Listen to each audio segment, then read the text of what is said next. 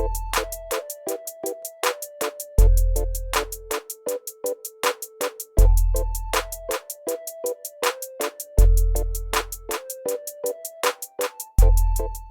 everyone. Today we have Kristian Karlberg of the game Goetia. So Goetia, it's already fully funded. It has over 100% funding on Kickstarter. It's doing pretty well. As you can tell, he has part of the poster behind him. So Kristian, I'd love to hear more about your game, the name of the game, and who it's meant to be played with. Yeah, sure. The game I made is called Goetia, 9 Kings of Solomon. So the game is focusing on the 9 demon kings from the lore Ars Goetia. So the word Goetia actually means how to evoke and conjure the demons used by King Solomon. So what we see behind me over here is actually King Solomon himself. So the game is about that King Solomon, he has managed to come in contact with a demon, and the people in the world, they want to have these powers as well. So they want to try to contact these demons as well. So in the game, what you're doing is you're trying to contact these 9 demon kings, and there are more demons in the lore. But for the gameplay, I'm focusing only on the 9 demon kings. There are like 7 princes, 1 knight. So there's a lot of other titles on these demons. But for this one, I'm using the 9 kings, which are described in the Ars Goetia. And hopefully, maybe in the future, we'll have 7 princes of Solomon, and maybe a knight of Solomon, and 22 marquis of Solomon. This could be an awesome series, but this is the first game I ever did. So I'll just keep it simple and take it slow. And maybe, who knows, down the line, maybe there's more games in the series. Nice. Yeah, I definitely want to touch upon a few things you mentioned. I guess one thing you mentioned is that you are possibly planning on having future editions. So this game obviously did very well, and I'm sure you're focusing on this and getting it to the backers. But I'm curious, do you have any plans then, to proceed with other expansions or other, ideas with this game? Yeah, I mean, one of the difficulties with Goetia, 9 Kings of Solomon is that the theme, because it's based on real demonology, because it takes stuff from the Torah and the Quran and the Bible. So it's a touchy subject for a lot of people, and some people don't even want to. They're like, yeah, this is not for me. This is not entering my home. So I've been having in the Nordic countries, we aren't that religious, so it's not an issue. But as soon as I went across the Atlantic, I saw that there was some this is not going to work with every person. So the game, it has taken shape and it took the theme of demonology eventually, but at the beginning, at its core, it was first a farming game. So you had your farms and you were growing potatoes and stuff. Then it became a game about miners searching for gems and rubies and stuff and selling it in a market. But then one night I saw the TV series The Exorcist, and I figured, hey, exorcism, that's a cool theme. I haven't seen that in a game, so I did. I added the game was about exorcising demons, and then I started to make research about demons, and then I found the Ars Goetia. You say, hey, my daughter is here. My daughter is here. Hello. Gotta go up to Mama. All right, we're back. Yeah, you mentioned it's obviously a little bit polarizing, right? Because especially in the more religious countries, they may find this to be possibly offensive, or they may not be their kind of game. What kind of backlash have you found from that, and has that really affected how you proceed with the game? Yeah, but what I see is that because the game is not for everyone, I know that this game can be bigger. I'm limiting myself by having the demonology theme, but I want to have something unique. Like, this is a Euro game at its heart. Like, if you strip the theme from it, people will see that this is like a proper Euro game. Like, this is a cube pusher, worker placement, resource management game. So my plan is that sometime in the middle. I don't know, with the Corona crisis now and stuff, so it's slowing things down. But I want to take the same game, basically, make some tweaks to it, and add the farming theme just to please that part of the audience. Because people have said that, like, if the theme was something else, they would be on board. And for me, like, why not make an edition? And I already have a working title, 9 acres. So I have 9 acres, which is the 9 tiles in the middle of the board game, in the board, and it's going to be easier to make because the artwork is going to be more simple. Like, it's just going to be a crops and fields in the middle, and then farmhouses at the edge of the board, and then just tradesmen who set up shop and where you buy tools like greenhouses or better dirt and I don't know what kind of tools, tractors, and I don't know, just a bunch of farming stuff. So it is easy to just reskin it and make it into farming. Of course, I need to make some tweaks to make it more relevant, because now the theme, like the demon theme right now, it's really what do you say? It's like intertwined into the mechanics. It feels really good when you contact a demon and eventually he runs out of attention, the demon, so that he will be conjured, and then when he leaves a dark void after him, where you can do a lot of cool stuff. So there is an ABCD part, like contact, conjure, worship. That's been the 3 words I've been using throughout promoting the game. Like, yeah, contact, conjure, worship. I think a cool sounding thing. I don't know. Yeah. But that's basically what you do in the game. Contact the demons, contact them, and worship them. Yeah. So, I mean, you touched upon how, like, you know, it is polarizing a little bit for some audiences, but and of course, if you made it more generic or not so niche, then maybe more people would like it. But on the flip side, I think it does make sense too to make it a very niche game, because then people that like this stuff, they then very much like this, they share with their audience, and it's, you know, for those people, it's much more better than just a generic farming game, right? Not to say that the other game would be generic, but, you know, this very. No, I mean exactly. There's a tons of, like, oh, let's colonize something. There's a ton of those games, or like, yeah, let's like farming games and colonizing games are so typical for Euro games. So I wanted this to become a dark Euro game. So I'm trying to establish demonic games as like we make dark Euro games. So we mimic Euro games with a dark theme, because I like the thematic games which Ameritrash games have. But I hate the mechanics in Ameritrash games. I can't stand all of this, like the rolling of the dice. There's just too much randomness in the Ameritrash games. But I love the lore. I love the thematic feel and all the storytelling that goes into most of the Ameritrash games. But then when the mechanics is just not interesting for me. So, but if I have like a proper Euro mechanic with a dark theme, I was like, hey, maybe people want this. I mean, of course they do, because there are 545 backers who back the game, and I'm super happy that they found it and that they're on board. So there is a market for this. I'm positive. I just need to prove for everyone now. When I ship this game and everyone gets it in January, I can just finally prove to them that, okay, this guy knows what he's doing. Let's do the next one, and hopefully that will be bigger and find an even bigger audience. And finally, people can say, "Hey, that's that company and that makes Euro games, but with a dark theme." That's my goal. That's my hope. That's what I hope that would happen. Yeah, you're doing a great job of that so far, definitely. I know you mentioned that, you know, one inspiration was Exorcism, right? You watched the movie, right, and that kind of inspired us a little bit. Yeah, it was the TV series actually. Yeah. Okay.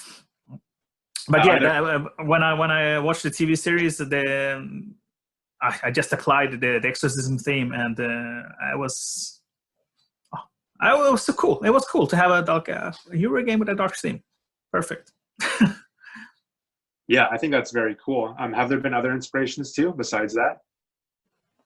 For the themes, I mean, after I touched on the Exorcism part, when I started to find, because when you do the exorcism, you need to find the name of the demon. So I was like, okay, I need a lot of names for demons. And I was doing the research to find the demon names. I found the Ars Goetia, the list of the 72 demons. So from there, that's where I've been reading a lot of material from all the scriptures.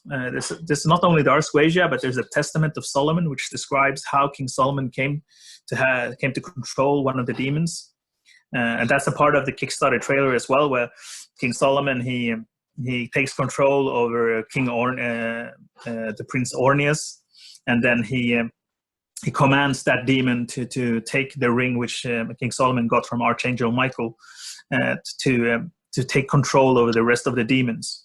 So that's the lore. So maybe that's also maybe one game where you can try to go to hell and try to contact the rest of the demons. There's a lot of this is a rich lore. There's so much stuff to get from here. So I didn't actually use that many other sources for the theme of the game. It's all Ars Goetia and demonology. Just really, I've been hanging out in some strange forums where people type a lot of crazy stuff. But it's nice. Like they're normal people. They have different beliefs, but it's been interesting. Absolutely. Yeah, I mean, going back to lore, I think that's super interesting. I watched the Kickstarter video too, and I suggest that anyone that hasn't definitely do that, because it's very professionally made for one. The voice actor is amazing for the type of video and type of audio that it is. It really touches upon the lore too of the game, the story behind it.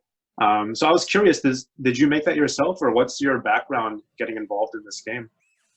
Yeah, so I made it by myself. I've been working with IT for 15 years now. So my background is that I went to the university and I studied game development, but that was programming and stuff like that. So, but I never really utilized that for making board games. And I actually never did work at a game company, but I started to work as an IT consultant. So I've been working with that for 10 years. And throughout that time, I've just been learning using the Adobe software and also Blender. And I'm interested in graphic. I can't draw. I can't paint and draw and make cool stuff. But I'm familiar with I can retouch images. I can make collages of images, and I can do stuff in Blender and 3D models and stuff. So I'm really happy that I have this skill set, because it makes everything just so much easier, especially for the Kickstarter trailer. What I had one friend from Facebook who taught me how to use After Effects. Not like that I know how to use After Effects, but I only needed exactly okay, how do I make a fire thing? And he just taught me how to make the fire thing, and that's enough. And it looks super professional, and I'm so happy that with how professional that video feels. And I made some tutorials on how I did all of those animated paintings. So on the Demonic Games page on YouTube, I guess you have to Google that. You can find a tutorial on how I actually made the paintings animated. Nice. So I'm trying to give back to the community, because this game couldn't have happened if it were not for the community. I mean, this is I got so much help because this is the second time Goetia has been on Kickstarter. So the first time it failed, where I canceled it because I saw that it's not going to work out. But after that, there was so many people just helping out, wanting this to become a reality. So they helped me a lot. So I wanted just to give back to the community. So I decided to make a few tutorials to show them people like this animated painting stuff. Oh, sure, I'll show them how they do it. So there's a 1-hour video on YouTube. Go and learn it and check it out. And you can make your own. That's awesome. I'll definitely include that in the link to this video. That's cool that you're giving back to the community. You mentioned that it was, that was the reason why that you succeeded this time was because of the community, right? So I was curious, obviously you mentioned the first time you launched it didn't do so well, but the second time it launched, it did really well. I mean, it's over 100% backed on Kickstarter. You mentioned the community as being one reason why it did so well. Are there any other reasons why you think that it did much better this time than the previous time? I mean, it is because I had so much more marketing, because the first time it was a bit naive of me to think that it would be enough to only use Rado's run through as my main mean of marketing, like reaching out to people. I mean, Rado is great, but it's not enough to have a game become funded with only one source of a preview or a review. So the second time, I knew that I had 160 backers who put the money on the table, and that like fuels you, and you say like, holy shit, there's a lot of strangers who actually want to buy this game. So obviously that gives me like, what do you say, like that encourages me to do a relaunch, and now I know that the people does want this. So I felt that when I do the second launch, then I'm probably going to have like 100 people already lined up from the previous campaign. So it just feels nice to have a stronger finish, like a stronger start. And of course, after the failed campaign in November, there were so many people just saying like, okay, you need to work on your marketing. You need to have a bigger fan base on Facebook, bigger fan base on Board Game Geek. You need to do stuff on the Board Game Geek page. You need to do stuff on the Facebook. Yeah, just get out there, talk about the game. And for anyone who's making a board game, if every time someone even touches your mentions your board game, you need to get those guys' email address. And they probably want to give it to you. It's no problem. And then you can build your audience, build your newsletter, and then use that as a marketing tool, add it into Facebook, use the lookalike audience tool, and you're going to, like your ads, because you need ads, you need to find people, you need to build your audience and let people know that it exists. There's a lot of Facebook groups that do promotional stuff. They change the banner. I used the Board Game Revolution, who had like a giveaway and some questions. And you need to have exposure on the internet so that people knows that your product exists. So the first time I had nothing. I had Rado. That's it. Well, the second time I had so much stuff. Like I had ads and banners and strange like role playing, like people come in from all places. Like it's 10 people from one place and 10 people from another place, and it adds up.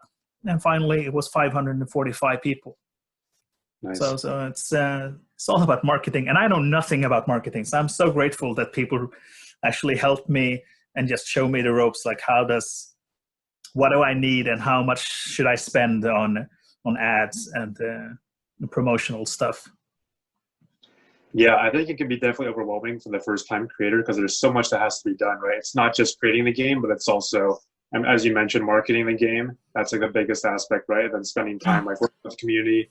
And then once it's funded, like what do you do too, right? So it's a lot of like things that for many people are, they've never considered this or they've never done this before. And then to all of a sudden do it all at once, that can be overwhelming. So I definitely appreciate you sharing your experiences and telling the community and giving back. I'm sure that's huge for many people that, otherwise would be very overwhelmed. Yeah, I mean, there are two paths to take when you make a game. You can either just design the game and go to a publisher and don't spend any money on artwork and just try to show the publishers that you have a solid game, and they will take over and make sure to polish it and develop it further and finish the game. Or you can do what I did, but basically what you're becoming is you're not a game designer anymore. You're now a publisher. Like you're an indie publisher now. Like you have the game, and you have to do it all. The marketing, the artwork. You have to hire people to do whatever you can't do. You have to hire people to fix it, and finally all of the like manufacturing, logistics. And part of my skill set has to do with printing stuff because I have customers who work in printing. So I know some things about like rich black and bleed and stuff like that. You need to know when in the printing process. So you just can't send in anything to the manufacturer. They have specific guidelines, and you need to understand those. But before I started with the Kickstarter, I used the James May blog. And also Jamie Stagmeyer's guides, the Kickstarter advice, and I'd also been using the board game community. What's the name of that? Board Game Development Community Lab. No, Board Game Development Lab Community. I think that's the name of it. It has a red background, and it's Gabe Barrett who's running that. He's written a few books about Kickstarters, and he has he has one book which is I can't reach it now, but it's it's very inspirational. It's just a lot of interviews with other designers where they say, okay, where should you start? It's just a great advice from like big names in the industry. Yeah, I've heard of that book too, and I heard it's a very helpful resource for many creators to have. And that's cool that you've used all these resources yourself to then make the game. Because I mean, obviously your experience is in IT, and you have lots of other experiences too. But a lot of these things were new for you, right? So yeah, of I'm course. sure you have to, of course, learn all that, and all the resources helped, and that's cool that you can then make a huge success out of this too. I mean, it's over 100% funded on Kickstarter. It's doing really well. People love the game. That's really cool to hear your process behind this game as well. You've told us already a lot about like, the marketing side of things and like how you made the game. I would love to learn more about like the actual game itself. I mean, you touched upon that a little bit, but I'm curious, like what really makes your game unique, and why should people be interested in playing your game? Yeah, so the core mechanic of the game is what makes it interesting, because at its core it's a worker placement. So you have to visualize this, or maybe you're gonna edit this and put some stuff in it. So basically, what you have is you have a world consisting of 9 tiles, which hex spaces. And when you go there to collect resources, your guy is gonna be stuck at the middle of the world. He's gonna be stuck there, and on the player's next turn, they may use places at the edge of the board. And when they use that, the cost of using those spaces are determined by how those 9 tiles in the middle have been occupied by other players. So as you're sending your players to go out to gather resources, it's going to change the costs and make it cheaper for all the opponents.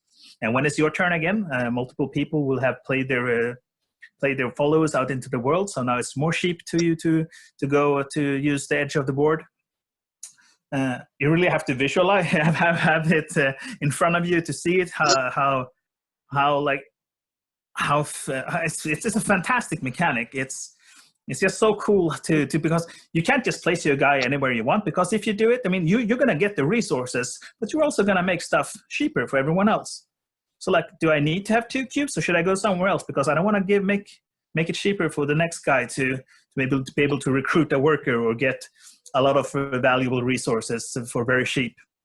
So and also that's the core mechanic. And then to spice things off, make it more spicy, is that you have the demon conjuring, and when you go to worship the demons, you will be rewarded with cards, and these cards will change the rules for you. So for instance, if you maybe when you get a red or a pink cube, you get 2 instead, or whenever an opponent does something, you will be awarded. So you're just changing the rules for you, and sometimes it's good stuff. When other people are doing stuff, you will get something good out of it. Cool. Yeah, it's a cool mechanic, definitely. I was curious if if someone's watching this video and they like a certain game, they would also like your game as well. Are there any other similar games that you can, feel confident saying, oh, if you like this game, you'll love my game? Yeah, definitely. Because I started the inspiration for this game. It came from Lords of Waterdeep, because in Lords, have you played Lords of Waterdeep? No, I have not. But basically, in Lords of Waterdeep, it's a cube pusher. So it's also weak thematically if we try to connect it to the mechanics, because basically you're in the town Waterdeep and you have these cubes, and these cubes are representing like warriors and clerics and I don't know, priests, but they're still cubes. They're just white cubes, pink cubes, or purple cubes and stuff like that. But the cool thing in that game is you're completing missions. So you're sending like 2 clerics and 1 knight to perform a mission. But some of those quests, or those missions, are called plot quests. And when you finish one of those quests, you get to keep that card, and that card has something that changes the rules for the player. And so I figured, why the hell does not all of the cards in Lords of Waterdeep, why does not all of them have a power? Because that's what you want. Like, you want to have these cool powers in the game.